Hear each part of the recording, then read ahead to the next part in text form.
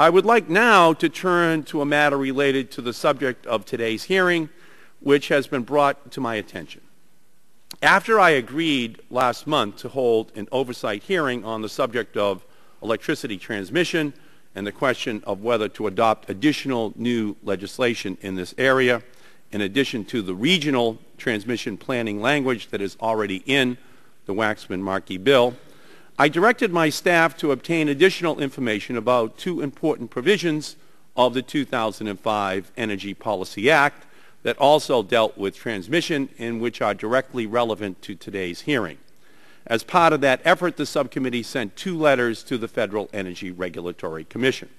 The first letter, dated June 3rd, dealt with the impact of the 2005 bill's incentive rate provisions on the construction of new transmission around the country. That letter was sent out last week. The second letter, dated June 9th, dealt with the impact of the 2005 bill's repeal of the Public Utility Holding Company Act on the construction of new transmission. That letter was sent out Tuesday. Neither of these letters were related in any way to the allocation hearing that the subcommittee held on Tuesday or MidAmerican Holdings CEO David Sokol's testimony before the subcommittee. They were being drafted prior to our even being aware that Mr. Sokol would be invited by the minority to be a witness at the Tuesday hearing. Both letters were aimed at helping the subcommittee better understand the impact of previously adopted transmission legislation. The PUCA letter contained 8 questions, 2 of which referenced Mr. Sokol's earlier testimony before Congress in support of PUCA repeal. Mr. Sokol was one of the leading proponents of repealing PUCA, which is why his prior testimony was relevant to the issue. However, these questions were in no way seeking to target Mr. Sokol or to intimidate him in any way for his appearance before the subcommittee earlier this week. The day following the release of the PUCA letter, I heard from Representative Barton that minority members of the subcommittee had concerns about the questions relating to Mr. Sokol and the timing of the letter's release. In response to those concerns, I made it clear that there was no attempt or intent to intimidate any witness. In addition, to make it absolutely clear that this was the case, I sent a second letter to FERC clarifying that the FERC should respond to the subcommittee's questions generically and not just look at MidAmerican specifically.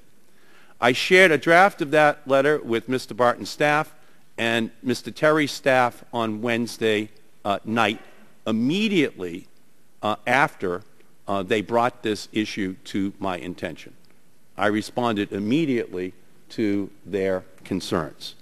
And finally, I reached out to Mr. Sokol to inform him of what my intent was, to clear up the misunderstanding and to make it absolutely clear that neither he nor his company are the focus of the subcommittee's inquiry. So I want to say to Mr. Barton, to Mr. Upton, and to the members on the other side of the aisle publicly, what I have already said to them privately, that I would never seek to intimidate or retaliate against a person from having to come in and testify before this subcommittee. I value hearing the perspectives that all of our witnesses bring to the issues that we are considering.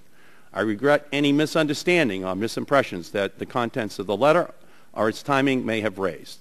That is why I immediately, after learning of the minority's concerns, prepared a second letter to the FERC to direct them to respond generically to the questions rather than focusing on MidAmerican. That is also why I contacted Mr. Sokol directly to let him know of my intentions and to express my apologies, which I have done. Joe and Fred and the other members, I just want to let you know that I have the personal greatest regard for you, and that in no way do I want to leave any impression at any time that we would conduct hearings that were not fair and open to all of the members of the subcommittee or to the witnesses who appear before this committee. And I just want to make that very clear, very publicly at this hearing. And now turn to recognize the ranking member of the subcommittee, the gentleman from Michigan, Mr. Upton.